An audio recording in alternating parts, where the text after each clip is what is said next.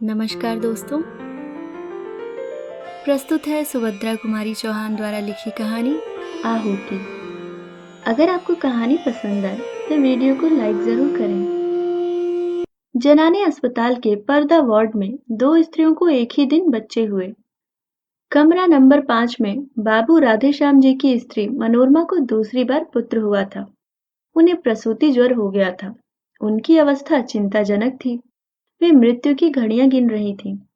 कमरा नंबर 6 में कुंतला की मां के 7वां बच्चा लड़की हुई थी।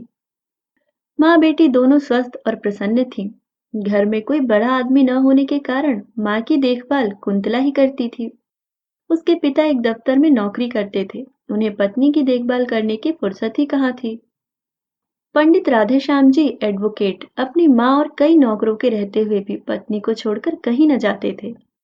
10 दिन के बाद कुंतला की मां पूर्ण स्वस्थ होकर बच्ची समेत अपने घर चली गई और उसी दिन राधेश्याम जी की स्त्री का देहांत हो गया।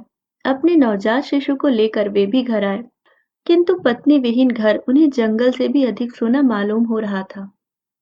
पत्नी के देहांत के बाद राधेश्याम जी ने दृढ़ निश्चय कर लिया था कि वे दूसरा विवाह नहीं करेंगे। मनोरमा पर उनका अत्यंत प्रेम था। वह अपने चिन्ह स्वरूप जो एक छोटा सा बच्चा छोड़ गई थी, वही राधेश्याम जी का जीवनधार था। वे कहते थे कि इसी को देखकर और मनोरमा की मूर्ति की पूजा करते हुए अपने जीवन के शेष दिन बिता देंगे। जिस हृदय मंदिर में वे एक बार मनोरमा की पवित्र मूर्ति की स्थापना कर चुके थे, वहां पर किसी दूसरी प्रतिमा को स्थापित नहीं कर सकते थे। घर से उन्हें विरक्ति सी हो गई थी। भीतर वे बहुत कम आते, अधिकतर बाहर बैठक में ही रहा करते। घर में आते ही वहां की एक एक वस्तु उन्हें मनोरमा की स्मृति दिलाती। उनका हृदय विचलित हो जाता। जिस कमरे में मनोरमा रहा करती थी, उसमें सदा ताला पड़ा रहता। उस कमरे में वे उस दिन से कभी न गए थे, जिस दिन से मनोरमा वहां से निकली थी। जीवन से उन्हें वैराग्य सा हो गया था। आने जाने वालों को वे संसार की असारता और शरीर की नश्वरता पर लेक्चर दिया करते। कचहरी जाते वहां भी जी न लगता। जिन लोगों से 50 रुपया फीस लेनी होती, उनका काम 25 में ही कर देते। गरीबों के मुकदमों में वे बिना फीस के ही खड़े हो जाते। सोचते, रुपए के पीछे हाय हाय करके करना ही क्या है, किसी तरह जीवन को ढकेल ले जाना है। तात्पर्य यह है कि जीवन में उन्हें कोई रुचि ही न रह गई थी। दूसरे विवाह की बात आते ही उनकी गंभीर मुद्रा को देखकर किसी को अधिक कहने सुनने का साहस नहीं होता। अतः सभी यह समझ चुके थे कि राधेश्याम जी अब दूसरा विवाह न करेंगे। उनकी माता ने भी उनसे अनेक बार दूसरे विवाह के लिए कहा, किंतु वे टस से मस न हुए। अंत में वे अपनी इस इच्छा को साथ ही लिए हुए इस लोक से विदा हो गई। इसके कुछ ही दिन बाद राधेश्याम जी जब एक दिन अपनी बैठक में कुछ मित्रों के साथ बैठे थे और बाहर उनका लड़का हरिहर नौकर के साथ खेल रहा था, सामने से एक तांगा निकला। न जाने कैसे तांगे का एक पहिया निकल गया और तांगा कुछ दूर तक घिसटता हुआ चला गया। एक 7-8 साल का बालक तांगे पर से गिर पड़ा और एक बालिका, जो कदाचित उसकी बड़ी बहन थी, गिरते गिरते बचकर दूसरी तरफ खड़ी हो गई। बालिका ने मृग शावक की तरह घबराए हुए अपने दो सुंदर नेत्र चंचल गति से सहायता के लिए चारों ओर फेरे और फिर अपने भाई को उठाने लगी। राधेश्याम जी ने देखा और दौड़ पड़े। बालक को उठाकर झाड़ने पोंछने लगे। राधेश्याम के एक मित्र जगमोहन, जो राधेश्याम के साथ ही दौड़कर बाहर आए थे, बालिका को संबोधन करके बोले, कहाँ जा रही थी कुंतला? मौसी के घर जनेऊ है, वहीं अम्मा के पास जा रही थी, कुंतला ने शर्माते हुए कहा। कुंतला को देखते ही राधेश्याम जी की एक सोई हुई स्मृति जाग सी उठी। दूसरा तांगा बुलवाकर कुंतला को इसमें बैठाकर उसे रवाना करके राधेश्याम जगमोहन के साथ अपनी बैठक में आ गए। एक दिन बात ही बात में राधेश्याम ने जगमोहन से पूछा, भाई वह किसकी लड़की थी जो उस दिन तांगे पर से गिर पड़ी थी? जगमोहन ने बतलाया कि वह पंडित नंदकिशोर तिवारी की कन्या है। पढ़ी लिखी, गृह कार्य में कुशल और सुंदर होने पर भी धनाभाव के कारण वह अभी तक कुंवारी है। बेचारे तिवारी जी 50 रुपए माहवार पर एक ऑफिस में नौकर हैं। बड़ा परिवार है। 50 रुपए में तो खाने पहनने को भी मुश्किल से पूरा पड़ता होगा। फिर लड़की के विवाह के लिए 2-3 हजार रुपए कहाँ से लावें? काने कुब्जों में तो बिना विहरौनी के कोई बात ही नहीं करता। कष्ट में है बेचारे। लड़की सयानी है, पढ़ा लिखा कर किसी मूर्ख के गले भी तो नहीं बांधते बनता। एक बार तिवारी जी पर उपकार करने की सद्भावना से राधे श्याम जी का हृदय आतुर हो उठा, किंतु तुरंत ही मनोरमा की स्मृति ने उन्हें सचेत कर दिया। तिवारी जी पर उपकार करना मनोरमा को हृदय से भुला देना था। राधे श्याम को जैसे कोई भूली बात याद आ गई हो। वे अपने आप ही सिर हिलाते हुए बोल उठे, नहीं, यह कभी नहीं हो सकता। राधे श्याम के हृदय की हलचल को जगमोहन ने ताड़ लिया। वार करने का उन्होंने यही उपयुक्त अवसर समझा। संभव है निशाना ठीक पड़े। जगमोहन, तुम क्या कहते हो राधे श्याम? है ना लड़की बड़ी सुंदर, पर बेचारी को कोई योग्य वर नहीं मिलता। अगर तुम इससे विवाह कर लो तो कैसा रहे? राधे श्याम उदासीनता से बोले, भाई लड़की सुंदर तो जरूर है, पर मैंने तो विवाह न करने की प्रतिज्ञा कर ली है। जगमोहन उत्साह से भरे शब्दों में बोले, अरे छोड़ो भी, ऐसी प्रतिज्ञा तो पत्नी के देहांत के बाद सभी कर लेते हैं। उसके माने यह थोड़े हैं कि फिर कोई विवाह करता ही नहीं। अरे भाई, जन्म और मृत्यु जीवन में लगा ही रहता है। संसार में जो पैदा हुआ है यह मरेगा, जो मरा है फिर आएगा। रंज किसे नहीं होता, किंतु उस रंज के पीछे बैरागी थोड़े बन जाना पड़ता है।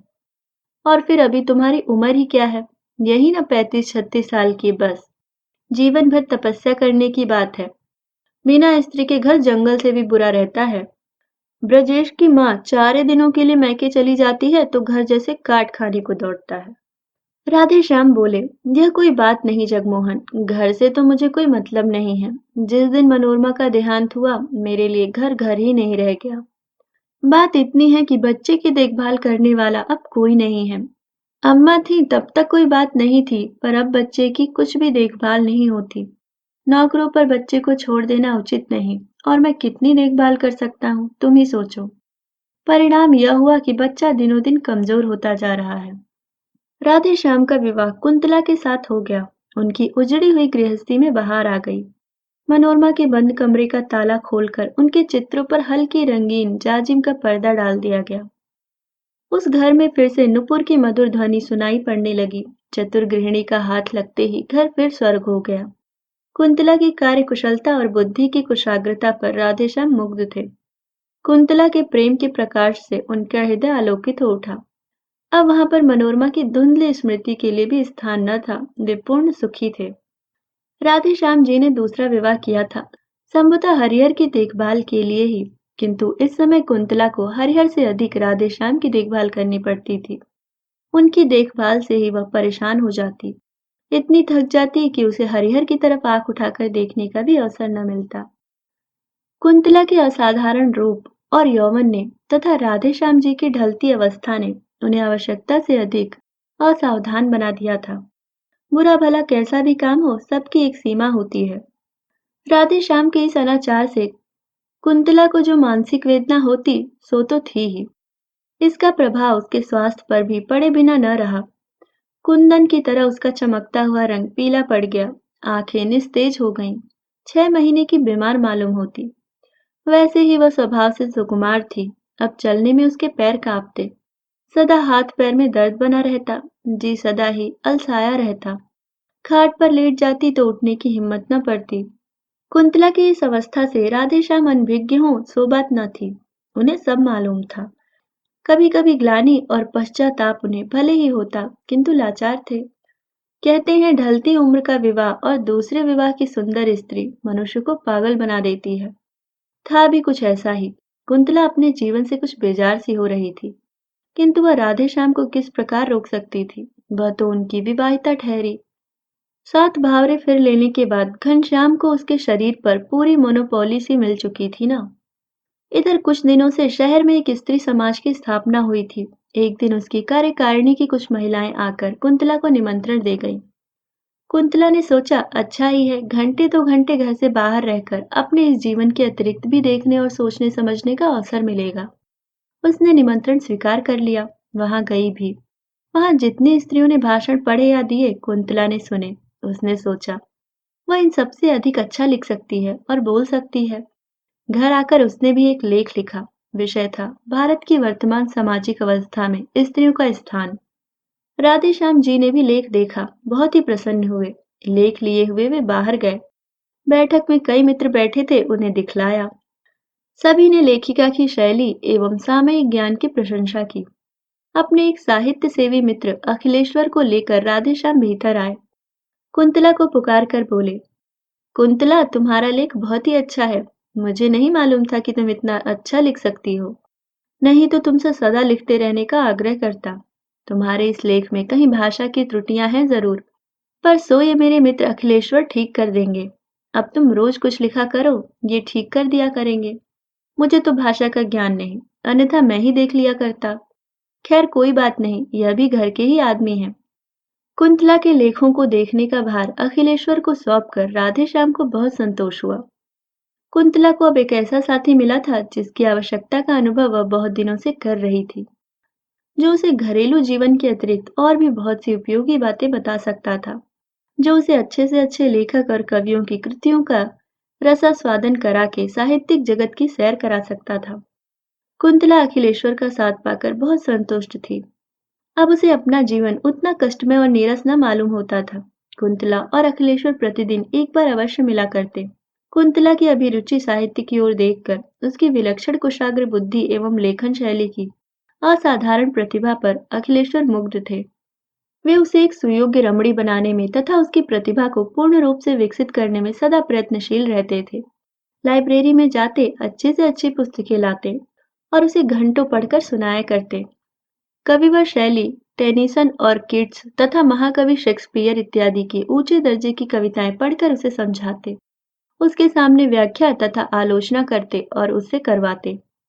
हिंदी के धुरंधर कवियों की रचनाएं सुनाकर वे कुंतला की प्रवृत्ति कविता की ओर फेरना चाहते थे। उनका विश्वास था कि कुंतला लेखों से कहीं अच्छी कविताएं लिख सकेगी, किंतु अब राधेश्याम को कुंतला के पास अखिलेश्वर का बैठना अखरने लगा था। वे कभी-कभी सोचते शायद कुंतला के सुंदर रूप पर ही रीझ कर अखिलेश्वर उसके साथ इतना समय व्यतीत करते हैं, किंतु वे प्रकृत में कुछ न कह सकते थे, क्योंकि उन्होंने स्वयं ही तो उनका आपस में परिचय कराया था। कुंतला राधेश्याम के मन की बात समझती थी, इसलिए वो बहुत सतर्क रहती, किंतु फिर भी यदि कभी भूल से उसके मुंह से अखिलेश्वर का नाम निकल जाता तो राधेश्याम के हृदय में ईर्ष्या की अग्नि भभक उठती। अब अखिलेश्वर के लिए राधेश्याम के हृदय में मित्र भाव की अपेक्षा ईर्ष्या का भाव ही अधिक था।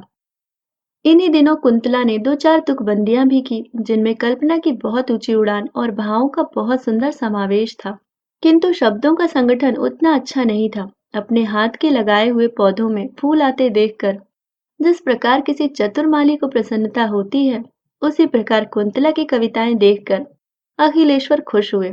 उन्होंने कविताएं कई बार पढ़ी और राधेश्याम को भी पढ़कर सुनाई। कुंतला की बुद्धि की बड़ी प्रशंसा की, किंतु राधेश्याम खुश न हुए। उन्हें ऐसा मालूम हुआ कि जैसे कुंतला ने अखिलेश्वर के विरह में ही विकल होकर ये कविताएं लिखी हैं। अखिलेश्वर निष्कपट और निस्वार्थ भाव से कुंतला का शिक्षण कर रहे थे। उन्हें कुंतला से कोई विशेष प्रयोजन न था। कुंतला के इस शिक्षण से उन्हें इतना ही आत्मसंतोष था कि वे साहित्य की एक सेविका तैयार कर रहे हैं, जिसके द्वारा कभी न कभी साहित्य की कुछ सेवा अवश्य होगी। राधेश्याम के हृदय में इस प्रकार उनके प्रति ईर्ष्या के भाव प्रज्वलित हो चुके हैं, इसका उन्हें ध्यान भी न था, क्योंकि उनका हृदय निर्मल और पवित्र था। अखिलेश्वर कई दिनों तक लगातार बीमार रहने के कारण घर के बाहर न निकल सके। खाट पर अकेले पड़े पड़े धनिया गिनते हुए उन्हें अनेक बार कुंतला की याद आई। कई बार उन्होंने सोचा कि उसे बुलवा भेजें, फिर जाने क्या आगा पीछा सोचकर वे कुंतला को न बुला सके। इधर कई दिनों से अखिलेश्वर का कुछ भी समाचार न पाकर कुंतला भी उनके लिए उत्सुक थी। वह बार बार सोचती, एकाएक इस प्रकार आना क्यों बंद कर दिया, क्या बात हो गई, किंतु वह अखिलेश्वर के विषय में राधेश्याम से कुछ पूछते हुए डरती थी। इसी बीच एक दिन कुंतला की माँ ने कुंतला को बुलवा भेजा। राधेश्याम कुंतला से यह कहकर कि जब तांगा आवे तुम चली जाना, कचहरी चले गए। कुंतला माँ के घर जाकर जब वहां से 3 बजे लौट रही थी तो रास्ते में हाथ में दवा की शीशी लिए हुए अखिलेश्वर का नौकर मिला। नौकर से मालूम करके कि अखिलेश्वर बीमार है, कई दिनों तक तेज बुखार रहा है, अब भी कई दिन घर से बाहर न निकल सकेंगे। कुंतला अपने को रोक न सकी। क्षण भर के लिए अखिलेश्वर से मिलने के लिए उसका हृदय व्याकुल हो उठा। अखिलेश्वर के मकान के सामने पहुंचते ही तांगा रुकवाकर वह अंदर चली गई। साथ में उसकी छोटी बहन भी थी। अचानक कुंतला को अपने कमरे में देखकर अखिलेश्वर को विस्मय और आनंद दोनों ही हुए। अपनी खाट के पास ही कुंतला के बैठने के लिए कुर्सी देकर वे स्वयं उठकर खाट पर बैठ गए। बोले, कुंतला तुम कैसे आ गई? इस बीमारी में तो मैंने तुम्हारी बहुत याद की। इसी समय राधेश्याम जी ने कमरे में प्रवेश किया। कुंतला कुछ भी न बोल पाई। राधेश्याम को देखते ही अखिलेश्वर ने कहा, आओ भाई राधेश्याम, आज कुंतला आई तो तुम भी आए, वरना आज 8 दिन से बीमार पड़ा हूँ। रोज ही तुम्हारी याद करता था, पर तुम लोग कभी ना आए। फिर घड़ी की ओर देखकर बोले, आज 3 ही बजे कचहरी से कैसे लौट आए? राधेश्याम ने रुखाई से उत्तर दिया, कोई काम नहीं था इसलिए चला आया। फिर पत्नी की ओर मुड़कर बोले, चलो चलते हैं, मैं तो जाता हूँ। अखिलेश्वर ने बहुत रोकना चाहा, पर वे न रुके, चले ही गए। उनके पीछे पीछे कुंतला भी चली।